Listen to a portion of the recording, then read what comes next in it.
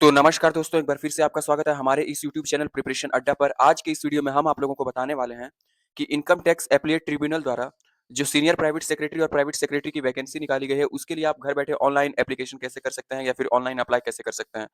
तो उससे पहले हमारे सामने उस वैकेंसी डिटेल्स की जो नोटिफिकेशन की पीडीएफ है वो हमारे सामने है। इसमें से मेन की पॉइंट्स को समझ लेते हैं। इसके बाद इसके step by step apply process को समझेंगे। तो ये जो वैकेंसी निकाली गई है इनकम टैक्स एप्लीट ट्रिब्यूनल, जो कि ministry of law justice government of India के तहत एक संस्थान है। जिस वैकेंसी के लिए पोस्ट निकाली गई है सीनियर प्राइवेट सेक्रेटरी, जिसके लिए टोटल 22 पोस्ट है, यहाँ पे कैटेगरी वाइज पोस्ट की डिटेल्स दे दी गई है। और प्राइवेट सेक्रेटरी जिसके लिए 20 पोस्ट है, यहाँ पे कैटेगरी वाइज पोस्ट की डिटेल्स दे दी गई है। स्केल ऑफ पे की बात करें तो सीनियर प्राइवेट सेक्रेटरी की जो बेसिक पे है वो 47,600 से लेकर 1,51,000, जो कि ए पे लेवल 8 के रहने वाली है। और बाकी सारे अदर्स अलाउंसेस जो भी सेंट्रल गवर्नमेंट के होते हैं वो सारे मिलने वाले हैं। प्राइवेट सेक्रेटरी की जो बेसिक पे है वो 44,900 से लेकर 1,42,400 तक रहने वाली है पे लेवल 7 के अकॉर्डिंग। और बाकी सारे जो भी अलाउंसेस है वो अलाउंसेस मिलने वाले हैं। एलिजिबिलिटी क्राइटेरिया की बात करें तो आपके पास डिग्री सर्टिफिकेट होनी चाहिए, यानी किसी भी हिस्ट्री में ग्रेजुएशन की सर्टिफिकेट होनी चाहिए। साथ ही 120 वर्ड पर मिनट इंग्लिश शॉर्टहैंड की स्पीड होनी चाहिए और कंप्यूटर पर आपको काम करना आना चाहिए। और कुछ एसेंशियल सॉफ्टवेयर जैसे कि Microsoft Office, Excel, PageMaker, इन सब का काम आपको अच्छे तरीके से आना चाहिए। अब यहाँ पे देखिए रिटन टेस्ट की जो एग्जामिनेशन सिटी है यहाँ पे बता दी गई है। टोटल 9 शहरों में रिटन टेस्ट होने वाला है, आप लोग एक बार यहाँ से देख लें। इसके बाद रिटन टेस्ट की जो स्कीमा है यहाँ पे बता दी गई है। सबसे पहले पेपर 1 जनरल इंग्लिश होगा, मैक्सिमम मार्क्स 100। सिलेबस जो है एज ए आपको जो है मिनिमम 250 वर्ड का एज ए लिखना होगा। इसके बाद लेटर राइटिंग, प्रेसिज राइटिंग और ग्रामर। पेपर 2 की बात करें तो जनरल नॉलेज और रीजनिंग जो कि 100 marks, general knowledge, general studies, logical reasoning और करंट अफेयर्स। इसके बाद आपका स्किल टेस्ट होगा जो कि 100 मार्क्स का होगा। इंग्लिश शॉर्ट हैंड 120 वर्ड पर मिनट और इंग्लिश जो नॉर्मल टाइपिंग है उसमें 45 वर्ड पर मिनट आपकी स्पीड होनी चाहिए। पर्सनल इंटरव्यू जो कि 75 मार्क्स का होगा, यानी टोटल 375 मार्क्स का आपका जो है एग्जाम होगा। ठीक है, जो पेपर 1 और 2 क्वालिफाई करेंगे उन्हीं को स्किल टेस्ट और पर्सनल इंटरव्यू के लिए बुलाया जाएगा। अच्छा, यहाँ पे एक बात कहा गया है कि सिर्फ उसी कैंडिडेट को शॉर्ट लिस्टिंग किया जाएगा स्किल टेस्ट के लिए और पर्सनल इंटरव्यू के लिए जो कि मतलब मिनिमम क्वालिफाइंग मार्क्स, यानी रिटन में मिनिमम क्वालिफाइंग गेन करेंगे। जैसे जनरल जो है मिनिमम क्वालिफाइंग मार्क्स यहाँ पे हर एक पेपर में 40% लाना होगा और एग्रीगेट 50%। ओबीसी डब्ल्यूएस के लिए हर एक पेपर यानी पेपर 1 और 2 में 35% और एग्रीगेट 45%। ठीक उसी तरह एससी एसटी पीडब्ल्यूडी कैंडिडेट के लिए 30% और एग्रीगेट 40%। तो आप लोग एक बार अच्छे तरीके से इसको जांच लें। अगर आपको और भी डिटेल्ड नोटिफिकेशन चाहिए तो इस नोटिफिकेशन की जो लिंक है मैं वीडियो के डिस्क्रिप्शन में डाल दूंगा, वहां से आप डाउनलोड करके एक बार अच्छे तरीके से इसको चेकआउट कर लें। चेकआउट करने के बाद अप्लाई करने की लिंक भी मैं वीडियो के डिस्क्रिप्शन में डाल दूंगा। जैसे ही आप उस लिंक पर क्लिक करेंगे आप सीधे इस वेबसाइट पर रिडायरेक्ट हो जाएंगे। यहाँ पर आते ही सबसे पहले आपको यहाँ पे रजिस्टर वाले बटन पर क्लिक करना है। रजिस्टर वाले बटन पर क्लिक करते ही यहाँ पर आपको यहाँ पे अपना ईमेल डालना है, जो भी एक्टिव ईमेल है। यहाँ पे मोबाइल नंबर डालना है। इसके बाद ये जो कैप्चा नजर आ रहा है इस कैप्चा को इस कैप्चा बॉक्स में फिल करके प्रोसीड वाले बटन पर क्लिक करना है। बटन पर क्लिक करने के बाद आपके ईमेल पर एक ओटीपी रिसीव होगी और आपके मोबाइल नंबर पर भी एक ओटीपी रिसीव होगी। तो ईमेल वाली ओटीपी को यहाँ पे फिल करना है और मोबाइल वाले ओटीपी को यहाँ पे फिल करना है। इसके बाद ये जो कैप्चा नजर आ रहा है इस कैप्चा को यहाँ पे फिल करके वेरीफाई एंड प्रोसीड वाले बटन पर क्लिक करना है। तो हमारा ईमेल और मोबाइल नंबर जो है सक्सेसफुली वेरिफिकेशन हो गया है। यहाँ पे हमारे सामने वेरिफिकेशन सक्सेसफुल का मैसेज आ जाएगा। अब थोड़ा सा नीचे स्क्रॉल डाउन करना है, कैंडिडेट रजिस्ट्रेशन वाले सेक्शन में हम चले आएंगे। यहाँ पे कैंडिडेट का जेंडर चूज कर लेना है। कैंडिडेट के टाइटल में यहाँ पे मिस्टर चूज कर लेना है। इसके बाद यहाँ पे कैंडिडेट का फुल नेम डालना है, जो भी कैंडिडेट का पूरा नाम है वो यहाँ पे डाल देना है। इसके बाद यहाँ से कैलेंडर से कैंडिडेट का डेट ऑफ बर्थ एज पर मैट्रिकुलेशन सर्टिफिकेट के अकॉर्डिंग जो भी कैंडिडेट का डेट ऑफ बर्थ है वो यहाँ से हमें चूज कर लेना है। कैंडिडेट की नेशनलिटी यहाँ से इंडियन चूज कर लेनी है। यहाँ पे कैंडिडेट का जो आधार नंबर है 12 डिजिट का आधार नंबर यानी 12 डिजिट का आधार नंबर यहाँ पे डाल देना है। इसके बाद यहाँ पे दोनों बटन को चेक कर देना है। चेक करने के बाद रजिस्टर वाले बटन पर क्लिक करना है। तो हमारा रजिस्ट्रेशन सक्सेसफुली कंप्लीट हो चुका है। हमारे सामने यहाँ पे एक मैसेज आ जाएगा, your registration has been completed successfully, please log in to the continue.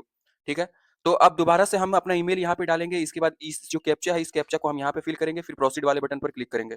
पर क्लिक करने के बाद हमारे ईमेल पर हमें फिर से एक ओटीपी रिसीव होगी, उस ओटीपी को यहाँ पे फिल करना है। इसके बाद ये जो कैप्चा है कैप्चा को यहाँ फिल करके वेरीफाई एंड प्रोसीड वाले बटन पर क्लिक करना है। अब लॉगिन करने के बाद हम अपने डैशबोर्ड में चले आएंगे। डैशबोर्ड में लॉगिन होने के बाद यहाँ पे प्रोसीड टू बेसिक प्रोफाइल इस वाले बटन पर क्लिक करना है। तो हमारे सामने बेसिक प्रोफाइल की जो सेक्शन है वो ओपन हो जाएगी। अब यहाँ पे हमसे पूछा जा रहा है कि हमने मैट्रिकुलेशन सर्टिफिकेट को छोड़कर कोई नाम चेंज किया है। अगर किया है तो यहाँ पे येस करेंगे और अपने चेंजेस नाम को यहाँ पे देंगे। जो भी नाम हमने बदला है उस नाम को यहाँ पे देंगे, अदरवाइज यहाँ पे नो वाले बटन पर क्लिक करेंगे। यहाँ पर जो भी गार्जियन का नाम है यानी फादर का नाम, मदर का नाम, जो भी गार्जियन का नाम है वो हम यहाँ पे डालेंगे। इसके बाद यहाँ पे कैटेगरी जो भी हमारी सोशल कैटेगरी है हम वो यहाँ से चूज कर लेंगे। इसके बाद रिलीजियन जो भी रिलीजियन है हमारी वो हम यहाँ से चूज कर लेंगे। इसके बाद अगर हम पीडब्ल्यूडी कैंडिडेट यानी पर्सन विद डिसेबल कैंडिडेट है तो यहाँ पे यस करेंगे। डिसेबिलिटी टाइप जो है हम वो यहाँ से चूज करेंगे।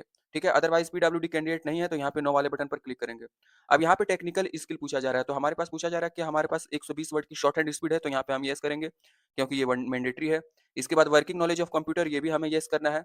उसके बाद यहाँ पूछा जा रहा है कि हम एक्स सर्विसमैन है, अगर हम एक्स सर्विसमैन है तो यहाँ पे येस करेंगे, अदरवाइज यहाँ पे नो वाले बटन पर क्लिक करेंगे। अगर हम किसी सेंट्रल गवर्नमेंट के डिपार्टमेंट में काम करते हैं तो यहाँ पे येस करेंगे, और यहाँ पे एज रिलैक्सेशन की मतलब जो भी है क्लेम करना चाहते हैं तो भी यहाँ पे येस करेंगे।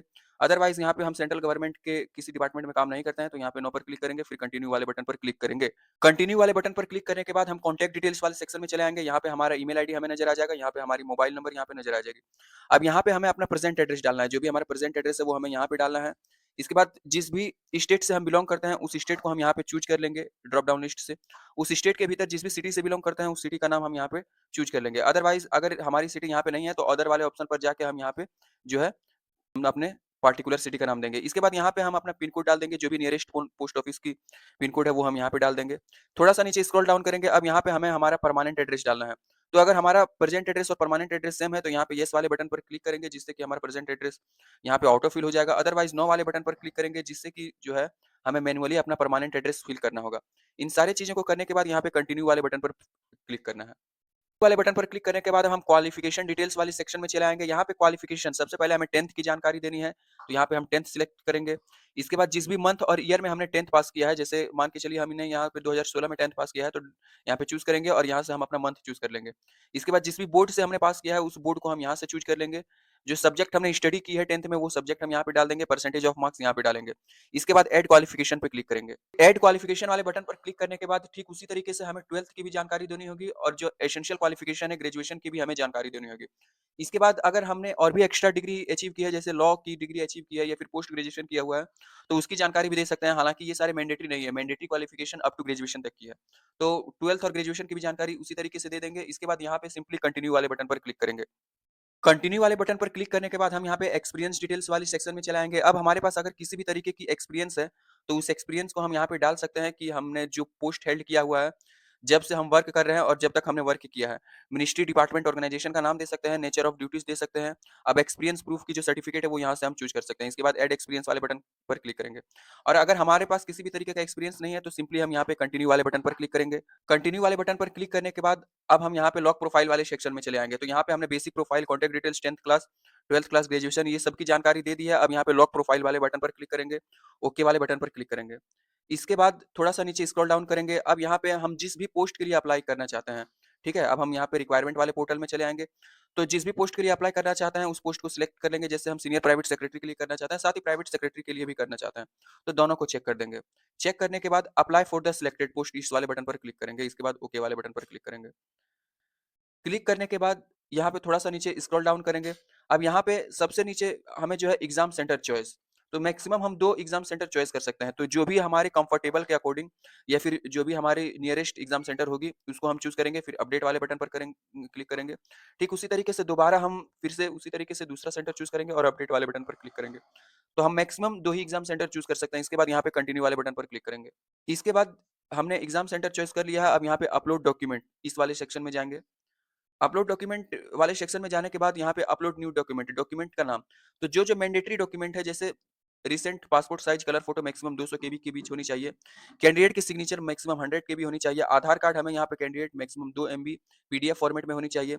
Date of birth PDF format में मैक्सिमम 2 एमबी। ग्रेजुएशन या डिग्री सर्टिफिकेट मैक्सिमम 2 एमबी जो है पीडीएफ फॉर्मेट में।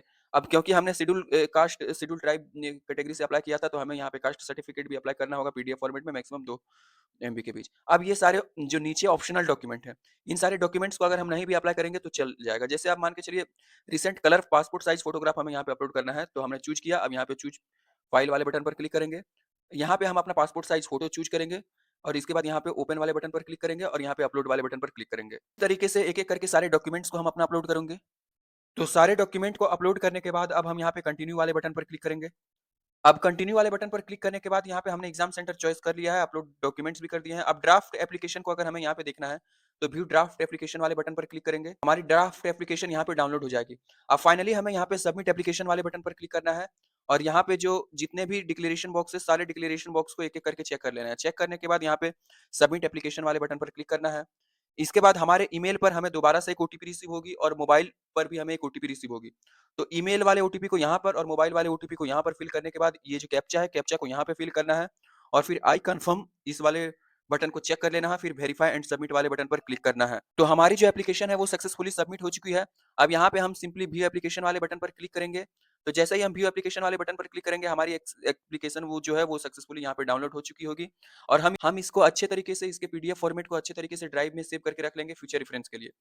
तो आशा करता हूँ दोस्तों आपको हमारे द्वारा दी गई जानकारी पसंद आई है। अगर आपको हमारे द्वारा दी गई जानकारी पसंद आई है, तो हमारे चैनल प्रिपरेशन अड्डा को लाइक एंड सब्सक्राइब करना ना भूलें, साथ ही बेल आइकन को दबाना ना भूलें, ताकि आने वाली सारी लेटेस्ट वीडियो की जानकारी आप सभी लोगों तक अच्छे तरीके से पहुँचती रहे। धन्यवाद।